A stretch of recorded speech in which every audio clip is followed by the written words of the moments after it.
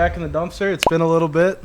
We had a little short hiatus. We've been busy in the summer, but we're back. And we have some special guests today from August Mack, Environmental. Yay. Yes. So yeah, if you guys don't mind just kind of introducing yourself, and yeah, we'll get started. Sure. You want me to go first? Sure. Go Okay. ahead. So yeah, I'm Adriana. I met all of you before at different events and things. Yes. You can't get rid of me. I just keep seeing you everywhere. We love it. So I'm our sustainability manager at August Mack. I started out in our due diligence world doing like phase 1s and phase 2s and with commercial real estate, which we can talk about in a little bit. But now I'm sustainability, so it's really been interesting to learn about that and to help people and start to get our clients thinking about sustainability and everything. So Awesome. that's who I am. Well, welcome. Thanks. Yeah. Hey guys, Sean Wool. I've been with August Mack about 7 years now. I have a background in geology, so I went to Penn State, studied geology up there. Now our client manager here in our Lancaster office, and it was kind of a big switch for me. I thought I'd be in geology for a long time, project manager, go that route, and nope. They said, hey, did you ever think about doing sales or business development? And I said, sure, I'll give that a try, and here we are 7 years later still doing it, so that's who I am. Awesome. Well, yeah, I think what brought us to you guys, I think we met you at one of the events, Adriana, and we were talking, just like kind of figured out that our buddy Gavin from high school, Yeah. he works with you guys now as he was doing an internship. Yep. And so shout out Gavin. Dan's known him his whole life. He was Right. his confirmation sponsor. Sponsor, my guy. Yeah. Oh, really? Mhm. Nice. Yeah, so shout out Gavin. But yeah, kind of if you guys could just tell us kind of what the different functions are of August Mack. What do you guys do? Yeah, sure. Just a kind of big picture, paint the picture for our audience. Yeah, we can, I guess, go broad first and then maybe talk about like service areas and everything. But Sure. and feel free to jump in if I'm like saying something incorrect. Yeah, let you roll with it. Yeah, no, so I would say our main goal is to be like protectors of the environment, but also our clients. So it's kind of like this duality of clients and environment. So I think a lot of people see like the environmental people show up and they're like, oh, like here comes the environmentalist, you know what I mean? Yeah. But really like we're there to help our clients either be in compliance, or sometimes our clients are like banks, so they hire us to go and see, check out a property that somebody's trying to buy, and we want to help them make sure that it's not like a huge liability. So in that way we're protecting them from that. From the compliance side, we're helping like someone like Sahd metal or like any like industrial type of client stay within compliance with the like DEP regulations and things like that, and help them with permits and stuff like that, so that the state doesn't come and like fine them or yell at them, you know what I mean? Yeah. So that's, I think, like big picture kind of what we do. And then we also do a lot of like remediation stuff. I don't know as much about that, so maybe Sean could talk about Sure. it. But Yeah, I think in addition to that, what's really neat about our company is, like Adriana said, our two owners, Jeff and Brian, we've been in business since '88. They started the company. We're actually headquartered in Indianapolis, Indiana, have about 7 office locations across Big Ten country. We are, so Penn State You're not fan. going to get a thing from Neil. But yeah, we're across Big Ten country: Indianapolis, Cleveland, Ohio, Columbus, Ohio. We're out in Michigan, places like that. And Jeff is an engineer. Jeff is a geologist. Brian's an engineer, and they always approached business, from a business standpoint, right? We want to be good stewards of the environment, but we also understand businesses need to be a business. They need to make a profit. They need to, be in the black, right? We're not trying to kill deals. We're not trying to do certain things like that. We're trying to bring together the business world as well as the science and that environmental stewardship. So for the last 35 years our company's been around, that has been kind of our mantra. We want to do right by the environment, do right by our employees, and do right by our clients as well. And I think, that has permeated down from the top, from our two owners who are still very active, all the way down to our interns and folks like that. And even out here in Pennsylvania, where we've been, in this office late 90s maybe. yeah, like 25 years. Yeah, 25 years. might almost be 30. Susan Burkett, she started our office out here in Lancaster, and now we've grown this, this region to a Conshohocken as well as a York office. So just that growth mindset while trying to always do right by our employees and our clients. This is one of the reasons why I was so excited to have you guys, is I feel that our space is exactly what yours is. You just discussed the mix between business and the environment and finding that middle path that makes sense for everyone. Because we could have the cleanest air in the world. We did during COVID because no one was allowed to do anything. Yeah. And I remember seeing the pictures. Oh wow, look how clean the air is and no everything. air Well, pollution. sure, but nothing's going on. We have to Yeah. find that middle balance, and Yeah. that's kind of what our business is all about. We are sustainability. Without the recycling industry, we're at the back end of the process with taking scrap, and we feed the beginning of the supply chain with it being remelded and repurposed into new plate. Yeah. So we fit that same role, and everything we do serving our customers is the same way. Yeah. So I just think it's a really good mix that we have you guys here. Yeah.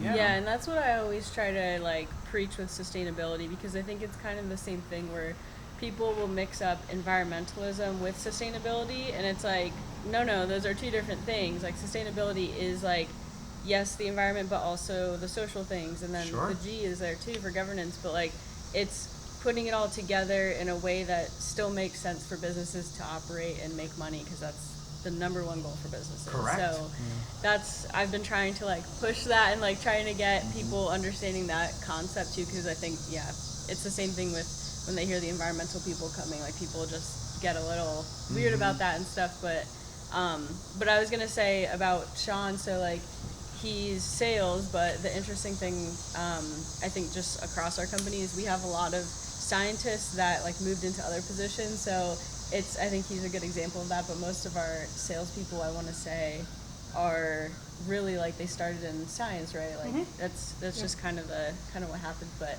it's nice because then you have people who know kind of what they're talking Right. about with talking to, he's not just Always selling helps. like Yeah. random things. Yeah, it He does. actually knows.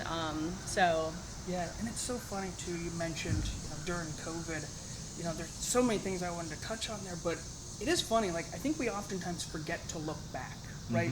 We're always so focused right here and now on, it's so dirty, right? I remember my former boss.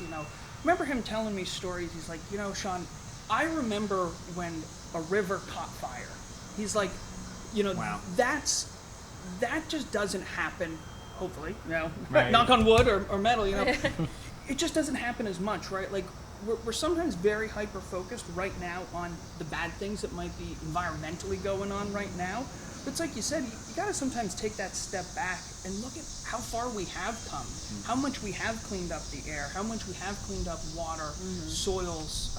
You look around and the programs that were put in place in a partnership between the government as well as private industry to take some of these old properties that were, there was no use to them anymore because they were contaminated, and figure out innovative ways to turn them into something useful.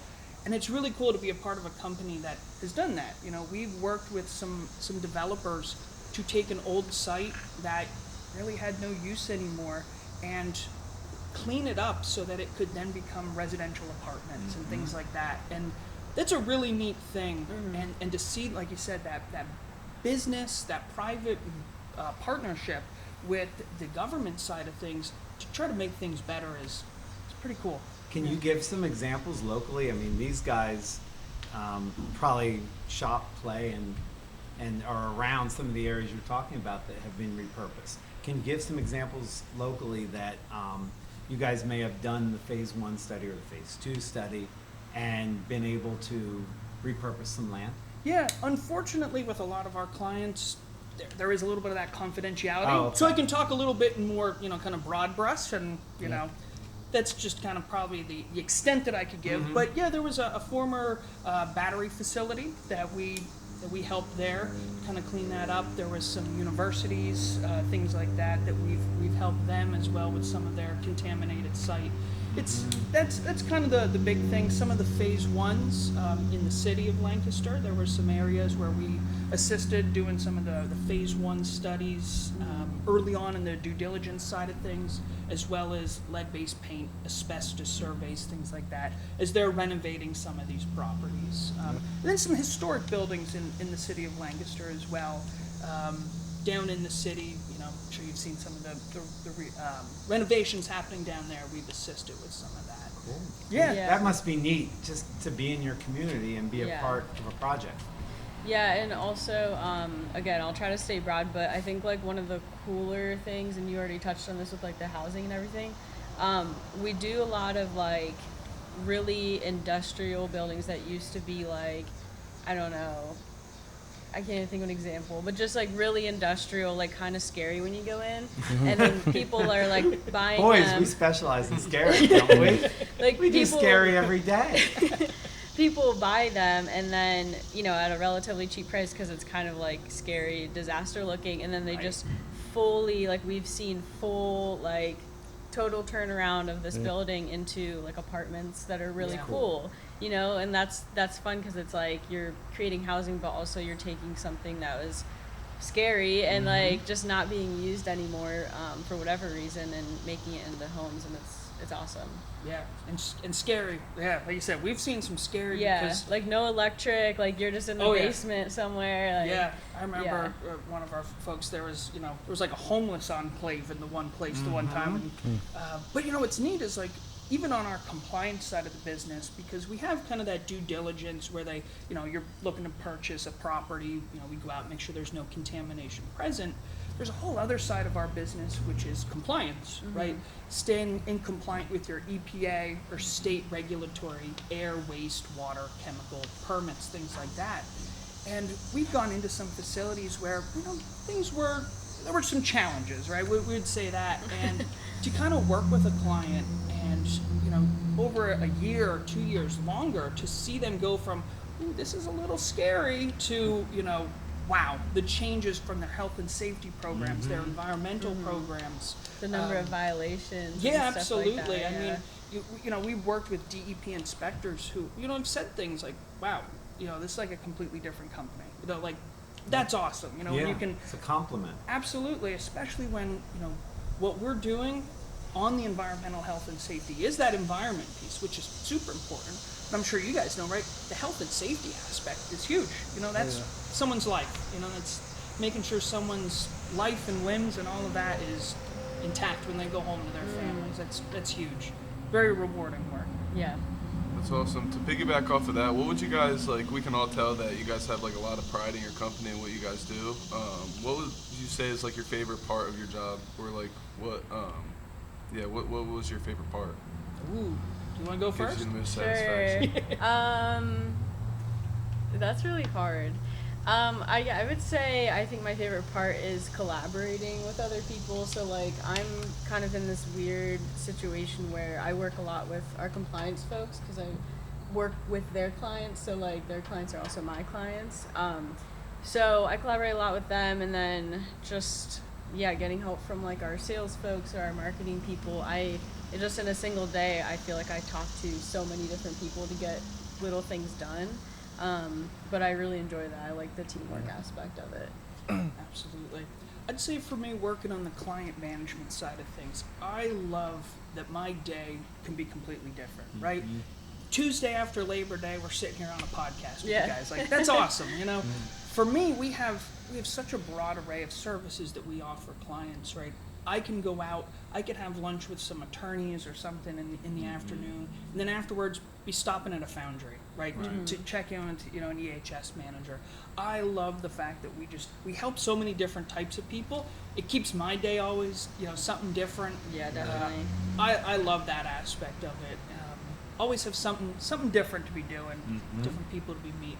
We can definitely relate to that. We have like a smaller company here, so we all wear a lot of different hats. Yeah. We're always jumping around doing, like we'll be at an event where we met you, Yeah. and like earlier that day we're in here sorting metal. Yeah. So yeah. it's kind of Yeah, because you're like the sales and marketing person, right? Is that your title? Yeah, we all kind of do a little bit of everything. Oh, okay. I would say I'm in like the sales and marketing. He's the head of operations, so Okay. he gets stuff done. Yeah, it's nice because we're learning kind of how to do everything. Yeah, that is really good. I don't want to be stuck in like a Yeah, you don't want to get pigeonholed. pigeonhole. Yeah. I like to at least know how to do most things. Yeah. No, That's that's pretty great. cool. Yeah, it's very similar, I'd say, for us, because Yeah. we're a mid-sized company. It's about 200 employees we have. And it's neat, right? Like, you can kind of create your own path, right? Yeah. Our two owners, like I said, they actually took some money and set it aside and created what they called our Innovation and Growth Hub.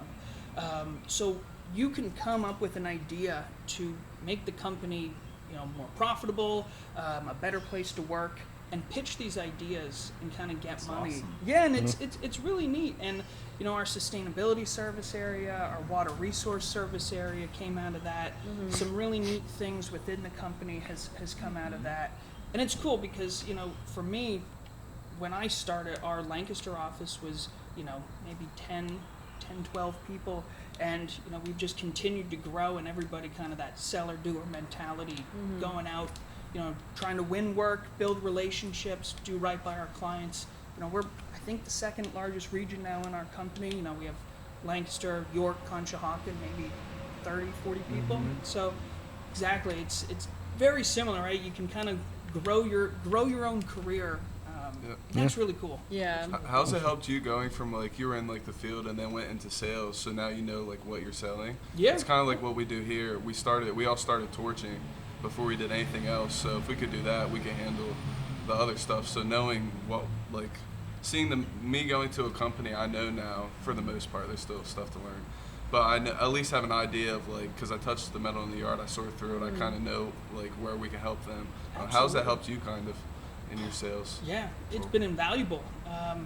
Like I said, I would have never thought when you would ask me in school, you think you're going to be working on the sales side? Absolutely not. I don't want to touch sales with a 10-foot pole.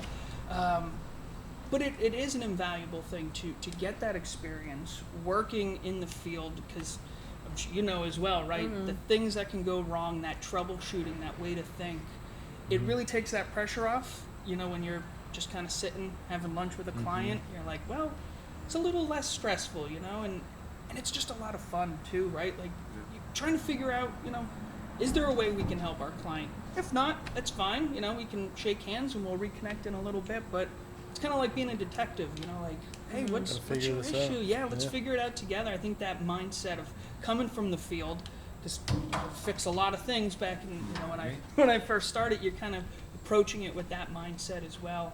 And, at least for me, I see myself as kind of a consultant, that's not my title, but that's still how I see myself. I don't say, oh, I'm just the sales guy. No, I'm a consultant who's here to help you and figure out how we can, be of assistance. And Well, it goes back to, I think if everyone approached sales the same way the scientific method, which I was terrible at, I hated science fair, and I ended up in this industry. If we approach sales with the same discovery of the customer's problem that you do in science, it would be a huge success. And it's probably the key to why you guys are able to build those relationships. Because no one wants to be approached by a salesperson or really even use the word sales necessarily. You're really just helping. And that speaks to how I think you try to portray yourself. Oh, good. I'm glad. Have you found that? That's been helpful for you? Yeah, I think so. And I, because I come from a pretty heavy science background, so I think that's just kind of how I'm wired a little bit. And the sales side is kind of I don't even know if I'd call it sales, but business development is half of my job now. Right. And so, I don't know, I've just really enjoyed getting to go to the networking things and I think I just like to help people. So it's nice to connect with people and find out if there's a way we can help and be like, oh, we do that, it's just really nice. So I do think having that science background helps a lot for the sales and BD stuff. Absolutely. yeah. Yeah, let me make sure everything. Usually we have Isaiah behind the camera. Yeah, so we're making sure we'll cut it back. everything- We'll cut it back. This is good, guys. I have so many things I want to ask, but I'm trying to let these guys ask first. But I love this. This is going really well. And get into maybe hobbies outside of work, career plans, career goals. I was gonna ask your service areas because I didn't Yeah. know there were Are we 7 good, different buddy? locations. Oh yeah, yeah. So seeing, because it's mostly people around here that watch this, but there are people from Okay, so we random need places Todd to Yeah, watch, yeah. so- Yeah. for the rest of this?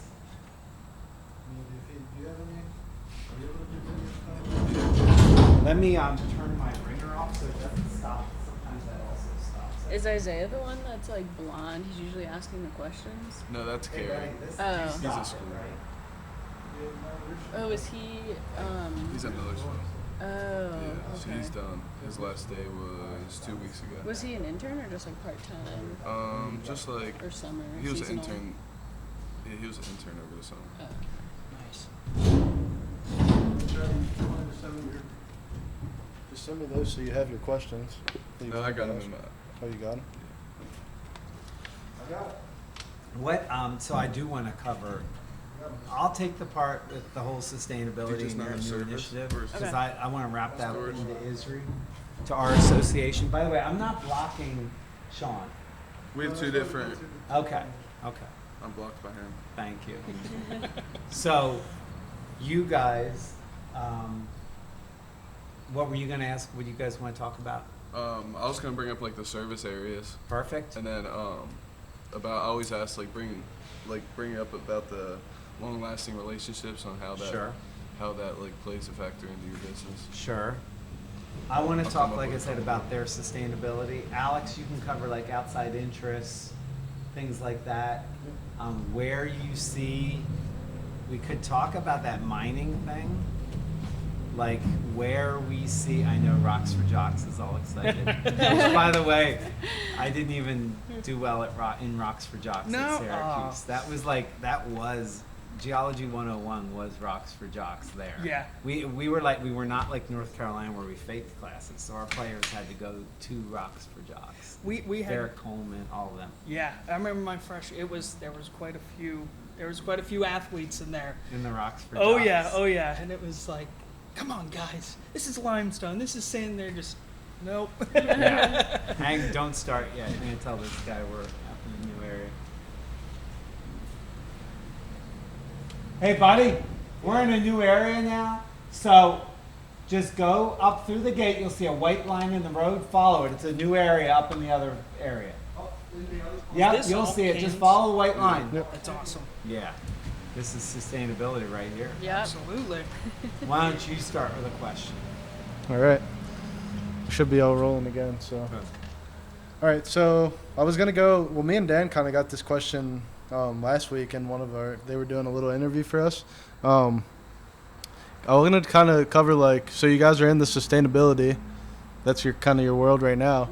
Did you always kind of have an interest in keeping the world sustainable and how companies dealt with that before coming into the business, or is that something you kind of realize is important after you started? Yeah, that's a good question.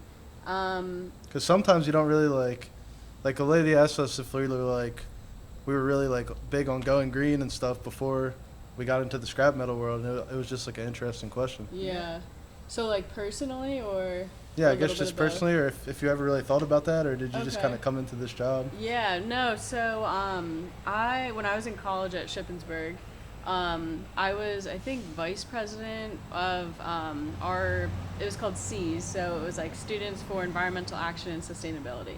So I was always interested in it, and I think just the general environmental stuff, and I didn't really know what sustainability was at that time, but yeah. So I think personally there was interest there, but it Yeah. was at a point where they had just started the degree program and stuff, so sustainability wasn't as much of a thing as it is now, where you see actual job titles like mine.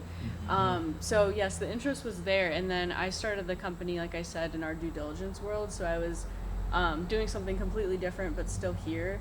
And then when this job opened up, I was like, oh, this sounds like something I could be really passionate about and really interested in, so that's why I was super drawn to it. And I think as far as the company, we've for the last multiple years done a lot of what you would consider sustainability work. Absolutely. But we just didn't have an official group to do it, because it was really infrequent, where we would have people reaching out with these random kind of requests, and then our compliance folks would be like, oh yeah, we have time, like we can take that on or whatever, but we're not like a sustainability person. But then we've seen that coming in just more and more so, over the last couple of years, and so that's why we actually created the sustainability group. So that there's like a formal place for people to be like, oh, this client wants to do CDP reporting or like ESG reporting, or they want to calculate their greenhouse gas emissions or something. That way it's like, oh, throw it to Adriana, you know what I mean? So like that's so like personally, yes, there's been interest, and I think from the company there's been interest, and like we've already been doing it, but we just didn't put the name on it, like the label. So that's me. Yeah, definitely. Always had an interest in the environment. My parents had a renewable energy business, so back in That'll do it. Back in when? That's a while ago. Yeah, back in 2006. Okay. They went to Canada before it was really big in the United States to get some training. They started the business. It didn't really take off till about 2009, and we installed on the residential side solar panels, wind turbines, solar hot water systems.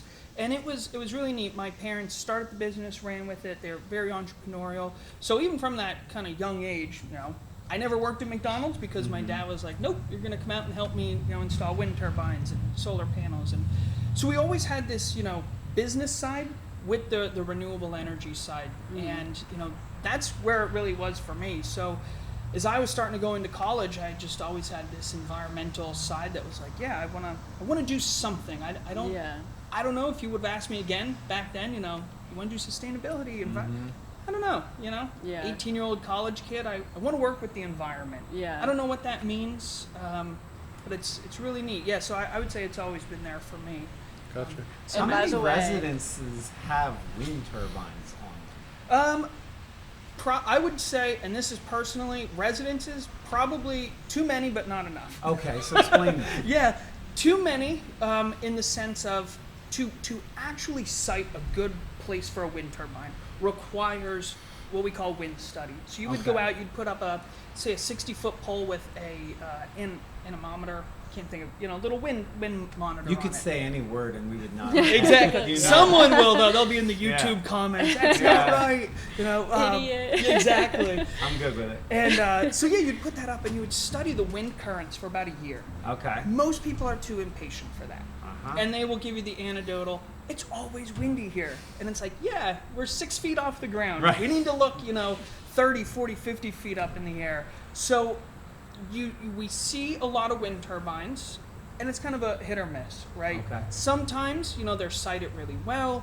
For instance, the first wind turbine my family, our business put in, the owner was adamant. He said, it's always windy here, always windy. And we were like, listen, we want to do the wind study. He's like, no, I'm telling you, it's always windy. It'll be perfect. Put it up. Every time you drive by, that thing is spinning like a top.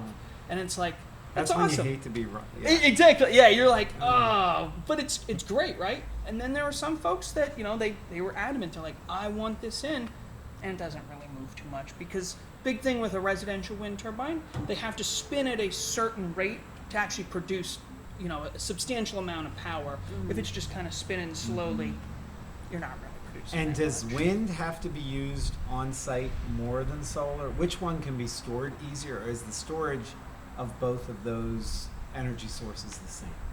I would say, and I would speak mostly from a residential side. Sure. It's probably the same. The big difference is, again, the intermittent aspect of the wind, right? Every day, the sun's going to come up. If it doesn't, you're not going to be concerned about your solar. There's a bigger problem there. But with the wind turbines, it's much more intermittent, right? It can be pretty windy, it might stop for a little bit. Even on very cloudy days, it is surprising the solar, How much you can produce, right? Even with the solar thermal, I remember we put it in one time in a very cloudy day, and you'd put your hand near the tip where it would heat up. Super cloudy. I mean, you couldn't really see the sun.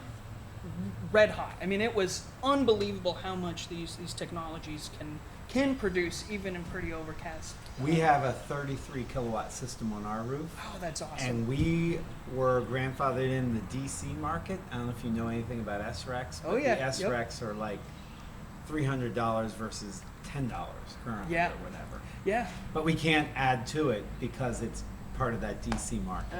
Absolutely.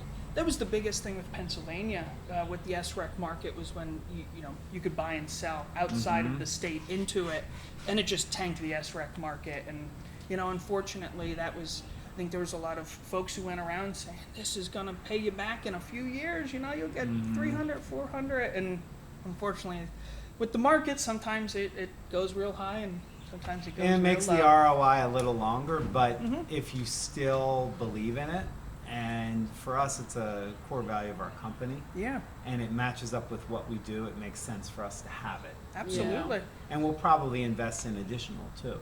Yeah.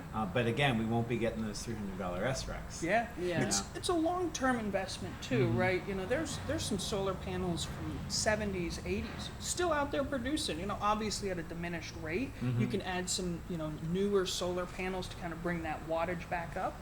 But yeah, it's a long-term investment. That's what I always tell people, right? That ROI can fluctuate depending on all sorts of things. But it's like you said too. A lot of places we see now, if they're doing it, because they're a true believer. Right. They're like, I want to do this, I want to, do my part, and it's a core business value for a lot of folks. Absolutely. So, I had a question earlier. You said you have 7 different locations. What different areas do you service? Not just Lancaster, York, and I forget the other one. Sure. And feel free to jump in. I can, sales guy, I'll talk a lot. So like I said, we're headquartered in Indianapolis, Indiana, have offices Cleveland, Columbus, Lancaster, York, Conshohocken, and full service environmental consulting firm, right? We help people solve complex environmental problems. So that can be on our compliance side of the business, right? Helping companies stay in and get in in regulatory compliance, so EPA, state regulatory compliance with air, waste, water, chemicals. And as far as location-wise, so we're definitely not just local to our locations, our office locations. We have done work, I think, in every state total, Except Vermont. except No, Vermont. still waiting on Okay. Vermont. Still waiting on Vermont. But yeah. in Ben 20 and Jerry's needs something done. Yeah, I should reach out to them. Yeah. In 2022, we went to, it was 42 states. I actually just got that stat for marketing. Nice. So we're all over the place. And I want to say we've also done stuff in other countries, maybe Canada. I might be lying, I don't know. But I'm pretty sure that's true. So yeah, we're all over. We it's kind of ironic because on the environmental side, it's not great to fly, but we go to Texas, Oklahoma a lot, stuff like that. Because we have a whole renewable energy, not service area, but it's attached to a different service area where we work with a lot of renewable developers and stuff, and a lot of that's going on in Oklahoma and Texas, because they'll lease out land from farmers, huge pieces of land, thousands of acres, and put solar on them and stuff. So but yeah, we're all over the place. Yep. And we do all kinds of stuff. Yeah, regulatory compliance, that transactional due diligence. So if you're familiar with phase 1, phase 2, what we call our building science, which is lead-based paint, asbestos surveys, things like that, industrial hygiene sampling for noise, air, things like that. We also get involved with a lot of cleanups as well, right? So we do a lot of modeling of contaminated sites, PFAS, Act 2 out here in Pennsylvania. So we'll look at an old dirty site, we'll characterize that, and then actually perform some of the cleanup, and work with attorneys and developers to take those old dirty sites and clean it up or figure out a way to see if it impacts health of humans and the environment. And if not, sometimes you can put something on top of it and kind of move on and now have something that's a benefit to the community instead of an eyesore or something like that. So yeah, I think that's probably, and sustainability in our water resources as well, which is not tied together, but very closely tied together with a lot of the things that you guys are doing. I actually have a random question on the environmental side. What do you guys feel about the electric cars? Do you think that, because I know you mentioned flying might not be the best, do you think that's a better option? So that's a funny question because Sean and I both drive plug-in hybrids. Yep. So it's you plug it in, you get 30 miles of EV driving, which is awesome. I'm like really excited with this, so I'm gonna try to like Yes, contain myself. Go. But yeah, what do I think about it? I think at some point, maybe 20 years, maybe less, everyone's gonna be driving them. I think right now it's like a full EV, you know, like a Tesla or something like that, is still outside of the price range of like your average person. I mean, that was a thing that I looked at when I was getting a new car, because I'm like, I, you know, can't afford just like this huge car payment. So I went with something that was like a little, it's not that old, it's like 2018, but it still has like the EV capabilities, and like I only live like 7 miles from my office, so like every day back and forth I'm only driving electric, so like I'm not even using gas, which is so cool. And That's then awesome. when you go and, you know, I go home or something, which is farther away, I tap into the gas a little, but it's still a hybrid car, so it's like I'm still getting like 70 miles per gallon or like something crazy like that. So very excited about the EV world. Yeah. And you have the same thing? You have a Chevy Volt. Yep. Okay. And I really like it. It's a couple things when it comes to electric vehicles that I always think about, right? It's kind of, where do you want the source of your emissions, right? Do you want them coming from the tailpipe, or do you want them coming from the power plant? Right? Somewhere. It's always somewhere. It's always cost benefit, right? And there's a lot of great things, right? The vehicles, you're going to have a cleaner locality, right? When you reduce the emissions right there. But it still needs to be, that electricity needs to be produced, and I forget the percentage in Pennsylvania, but a high percent, coal and natural gas. Yes. You know, and it's just a reality. Also, you have to look at the full cost of an electric vehicle, right? When you're now mining these rare earth minerals, and sometimes not in the most, you know, very unsavory places in the world where, you know, unfortunate things happen, you know, you just have to look at that whole picture. I think a hybrid electric vehicle is a great transition vehicle for the Bridges exact the gap. reasons. It Yeah. really does, because oftentimes there's this thing with electric vehicles called range anxiety. I'm not sure if you guys are familiar with it. I have but a friend who has it. He can't Oh. drive to New Hampshire because of it. It really is. So, you know, it's this fear of, okay, if I run out of range, where am I going to run out? Is it Right. going to be at the Wawa that only has the Tesla plugins and I can't plug in here? Right. Yeah. Or is it going to be, you know, unfortunately somewhere else where I need to get, you know, towed somewhere? That really exists. And, you know, as a hybrid electric person, I don't really care as much. You know, Yeah. my gas turbine will, you know, recharge me. But, you know, I always tell people the bigger struggles with electric vehicles beyond just that is the inequity of who can have them, right? In the sense of, an electric vehicle is really designed for someone who has a garage, right? When before my wife and I were married and I lived in the city of Lancaster, I parked on the street. Right.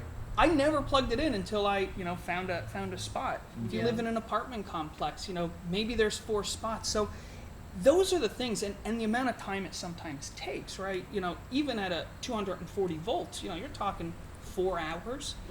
If you put the power, you know, the Tesla supercharger on, or the DC supercharger, it starts to degrade your battery over time. So there's always give and takes. Yeah. And like I said, I think the hybrid electric, because, you know, Toyota has a great hybrid system, is a great gap to start bridging that gap, and, you know, saying, okay, because most consumers, they're interested in making Yes. that dollar stretch, right? You know, Yeah.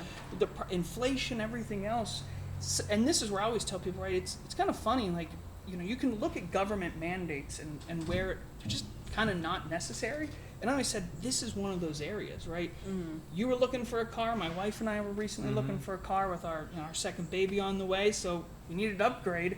Yeah. And it was like, well, I'm definitely going to get something that has good gas mileage, right? Yeah. That just Right. makes financial sense. So, you know, that's how I would look at it. Yeah. And you guys both brought up a really good point about government regulations just sometimes outstepping where reality is. Yeah. You mentioned mining. You're a geologist. I need to hear your mining thoughts, because we did a video on the fact that there is just too few metals for, first of all, for the grid, and secondly, for all the things we want to do. If we want to have all electric by 2035, which seems like a pipe dream to me right now, if we want that, we have to have access to resources without fighting a war.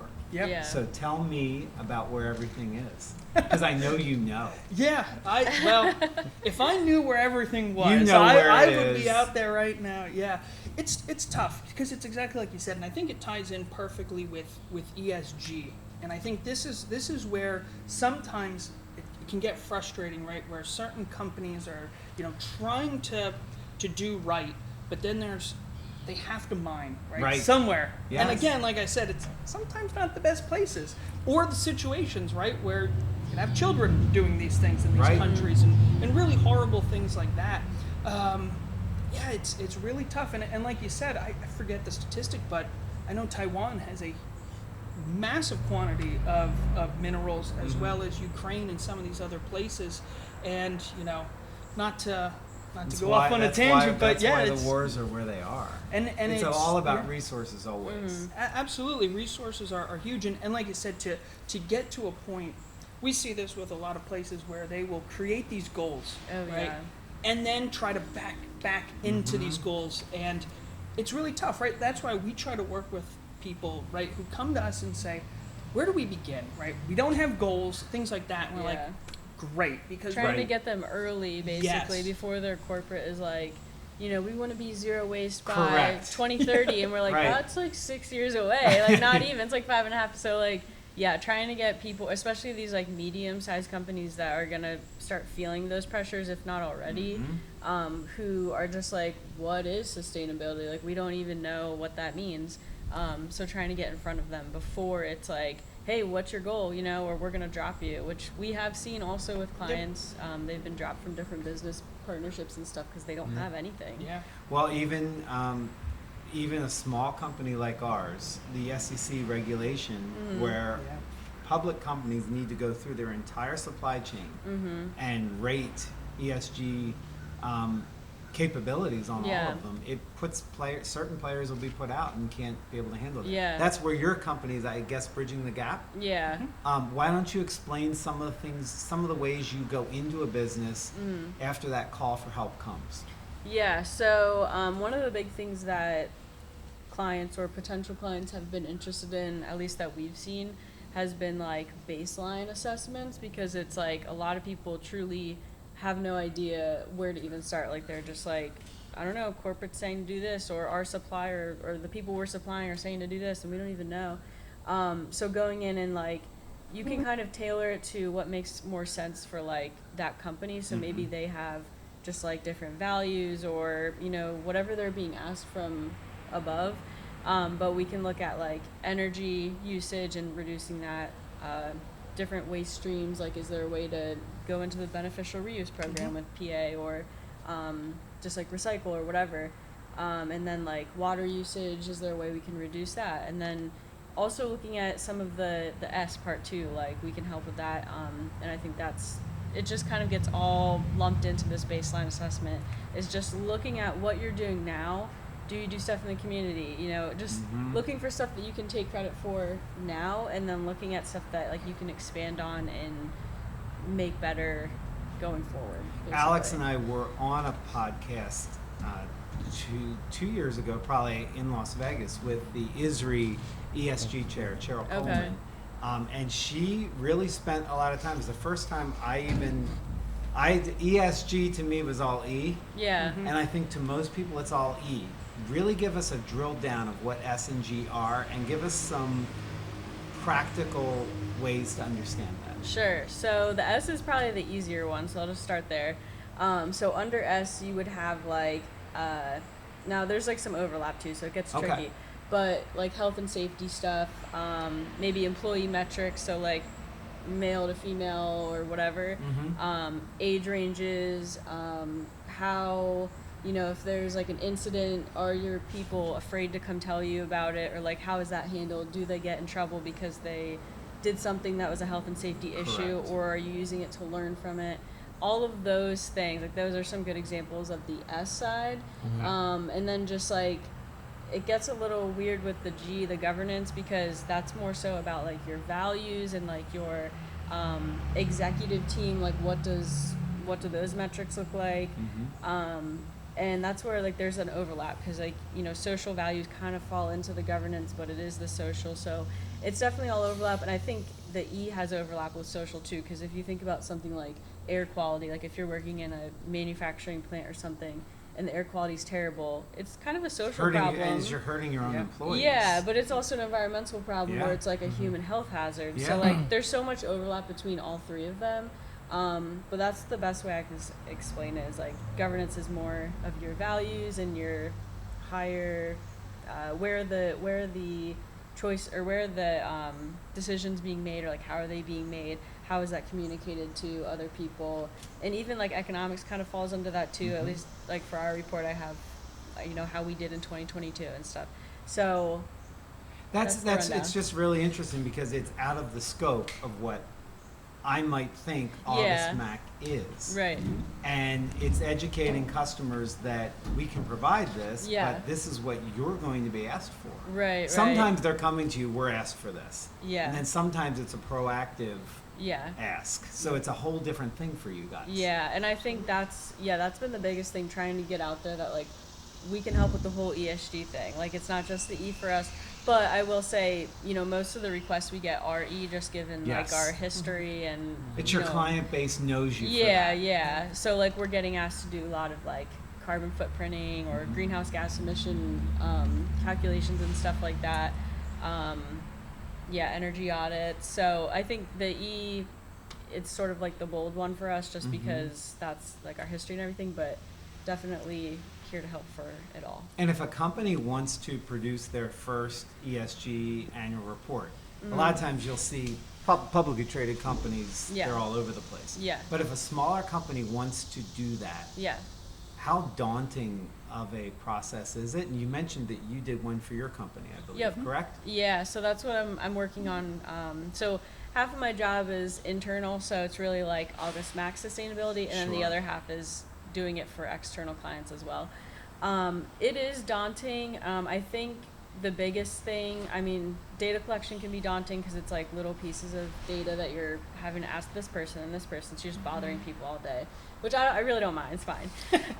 But the other side is kind of this design aspect, which has been interesting for me because like I don't come from like a design background or like anything like that, or marketing really, but I think I have just like this personal interest, and I would like to think I'm artistic and creative, so it's been fun for me and like easy for me to do it. But if you're just like the EH&S manager of X manufacturing, like do you have time to do that? Right. Like, you know, you're probably, Right. it's like the thing on the back burner, like you're probably not worried about it. But the thing about ESG reports is like you want people to read it because you're kind of in a way bragging about some Yes. things. Like you're, maybe bragging is a bad word, but you're highlighting the good things that you do, and so you want people to read it. It's not like our phase 1 reports that are just white paper, black words, and it's very boring. I would not think I could read a phase Yeah, one of and this. they're like Although last 300 night when I pages. wanted to go to sleep and I couldn't after that Yeah. Clemson game, Yeah. I could have used a phase one.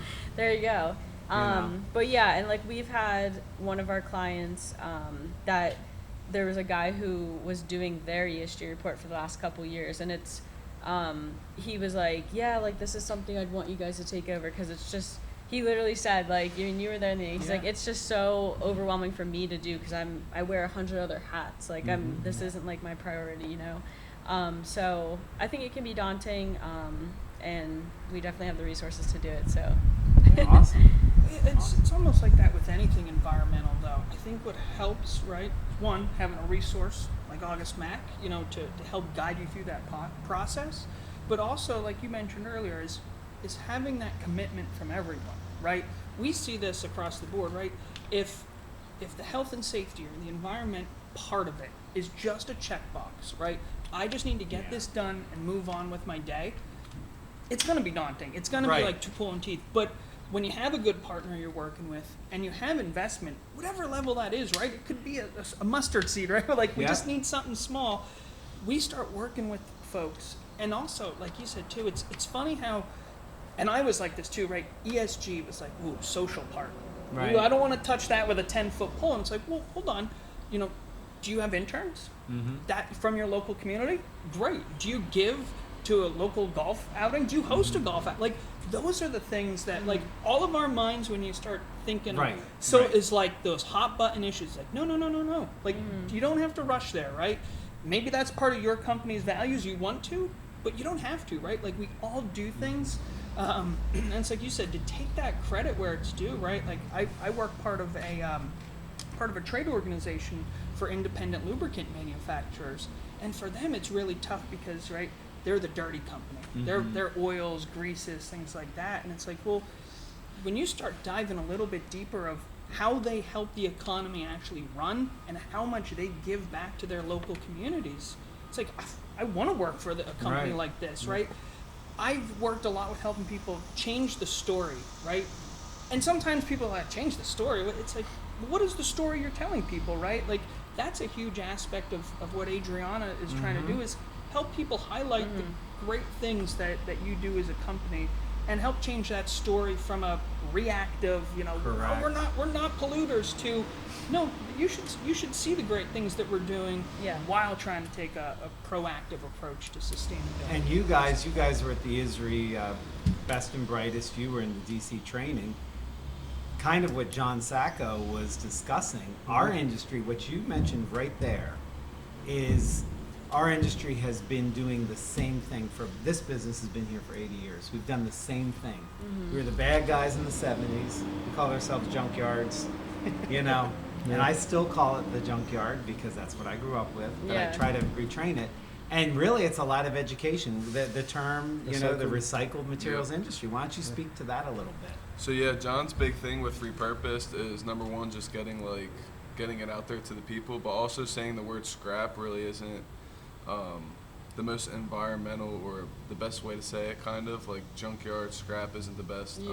Recycled materials kind of makes it. It doesn't change what we're doing, but it kind of makes it seem more Sound better, kind of. Yeah, it sounds a lot better to people, especially people who don't like John was mentioning down in DC, like a lot of these people who work in like government, I don't even know the names of them, but like government jobs, they don't even know what like a scrapyard does or a recycled material yard does.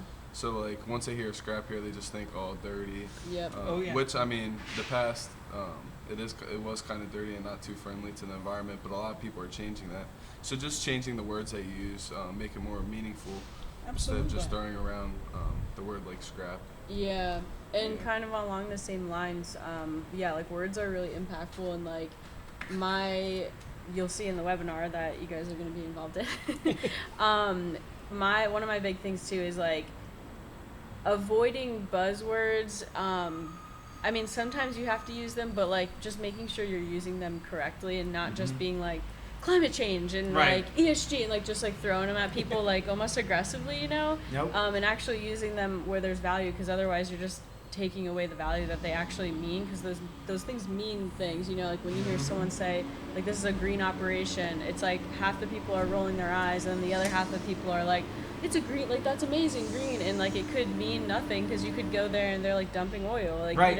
Right. So it's just like watching the words that you're using and just like try to do the right thing instead of just trying to make yourself look like you're doing the right thing. Actually like try to do it and then use the right words. Absolutely, because the damage done when you're just out there greenwashing or Yeah. whatever term you want to use, Yeah. the damage done is massive. Yeah. Because the people you would be able to get on your side to do the little practical things, like you guys mentioned the hybrid car, Yeah.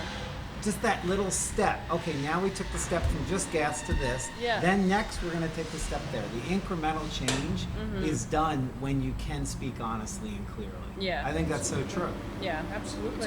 It's gonna be big because even like how John said, California, they don't even look at like recycled material yards as recycling. It's hazardous waste. So that makes like their jobs like 10 times harder when they're trying to do the right thing. So Yeah. changing that, like repurposed, it's on YouTube for free on Under Sierra. But And we'll link to that in the show. But and that's such a good point, because so what do you think the car manufacturer that's next to a yard in California thinks when the stuff they throw into the dumpster that they get paid for a good price is hazardous waste? Yeah, it kind of makes them look bad too. Then, and then yeah. you can't Yeah, so really, they're in that chain of custody, which I'm sure you guys have dealt with.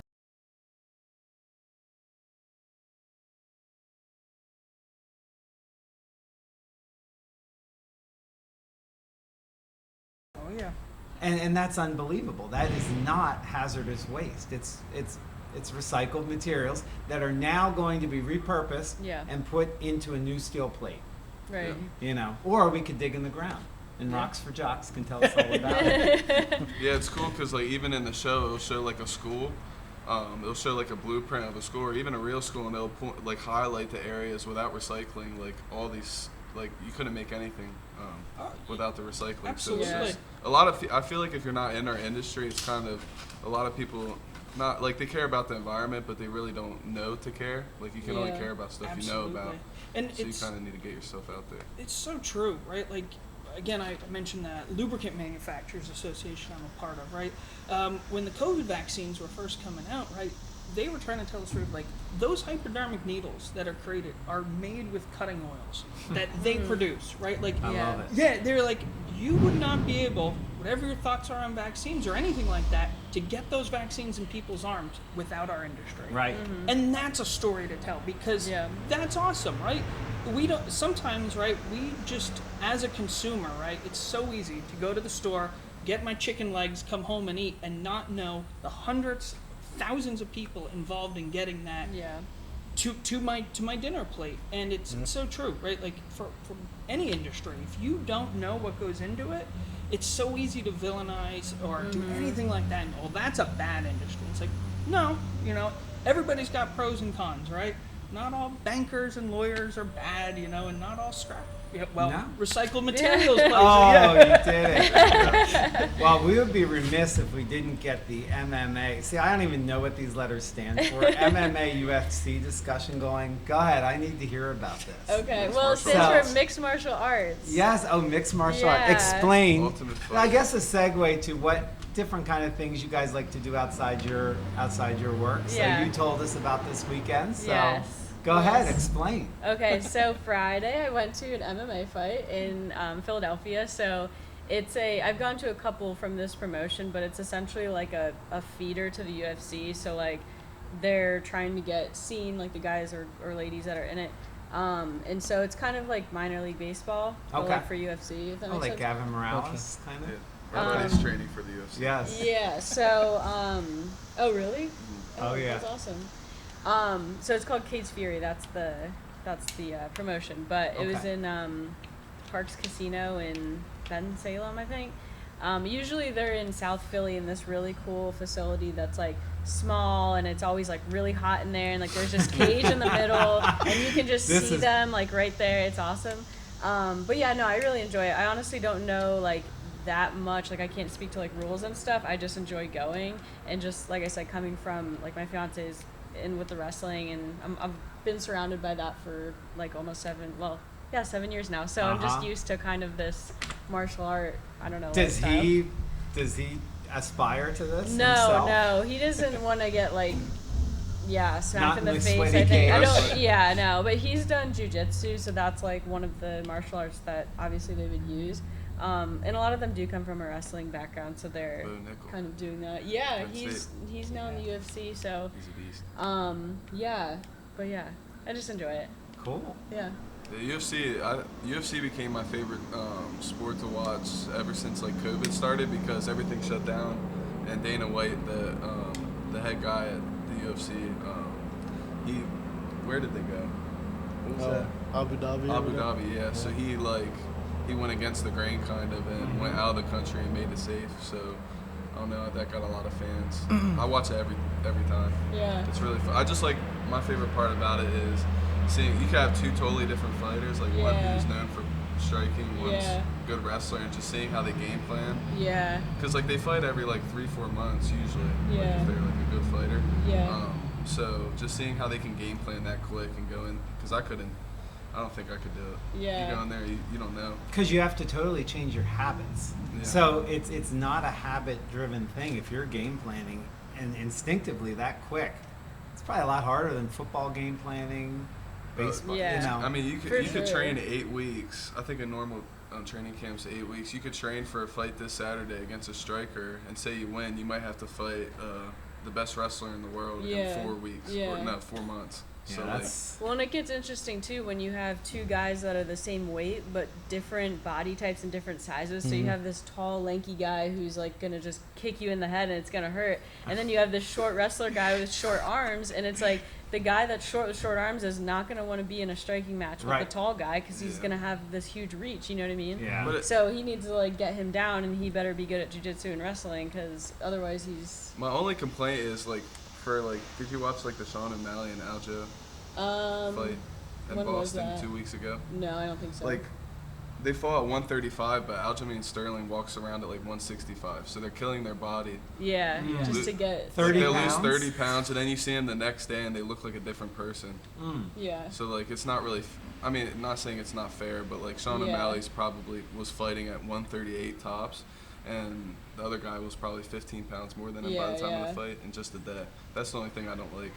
I think it should just Oh, be because a the weigh- weigh-in's the day yeah. before. I Yeah. think the weigh-in should just be right before the fight to make it. Well, and it's Male like the weight guy disqualified. that's like cutting. Yeah, if he walks around at like 165 and Yeah. they're fighting 150 or something like that, like they're gonna be way stronger than the person who walks around at the weight that they're fighting. You know what I mean? So it becomes like this weird, definitely this weird thing. Alex was a wrestler. He knows all about that. Yeah. Oh, yeah? Our weigh-ins were right before the match, though. Yeah. Yeah, that's how Yeah, it should. That's yeah. how it should. I mean, there's no reason like, because that'd be like me trying to get to your weight, and then I just go home and I eat and drink 2 Yeah. gallons of water, and then I And come next in And then Yeah. just mess you up. 40 Yeah. pounds more. That's not fair. Yeah. Oh, I'd take never had Alex to- against him, actually. I didn't have to You'd cut be much weight. surprised how scrappy he is. I mean, should we do it? Like. no, there's no cage here. We already did it. You sound very excited about this fighting. It's not what you would get right out of the gate. Let me tell you.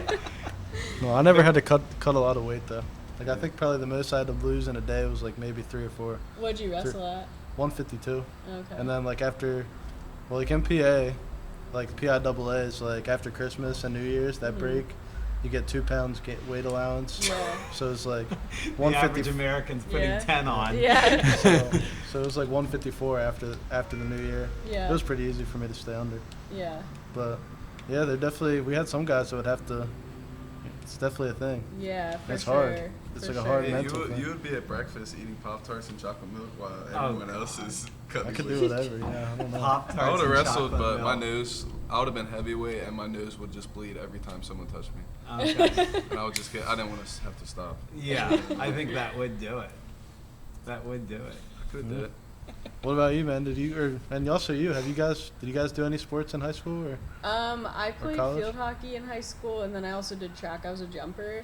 Cool. And then I was into boxing a little bit, like last year, but then I don't know, the whole like we had to like buy a house, and then I have excuses, but Yeah. I do want to get back into it, or maybe try jujitsu, but it's so hard with work because like I'm expected to be at work like this time to this time, so I like after work just kind of doing what I want, and like I've seen them at the gym. They go to my gym, or at least you do, Yeah. and you've been there sometimes. So like I'll go to the gym on my own because it's not like a scheduled thing. It's just like a mental thing for me. It's hard to like go to a scheduled event after work because I've been scheduled all day. So like I Right. want the freedom mentally, I think. Early mornings. But it is a good workout. Like it's a great like doing any martial art. It's I'm a sure. great workout. It's a nice. It's fun too. Yeah. No, I'm a musician. Completely. I got hit in the face once and went, never going to do that again in my life. I did do jujitsu for a short amount of time because they said there would be no face hitting. And I still got And hit then in you the got face. And I was popped. There like, will be no face hitting. I love think it. I'm good. Think I'm good. But I like to go to the gym when I can. But for me, the big thing that I like to do, like I said, musician. What my do you wife- Great Highland Bagpipe.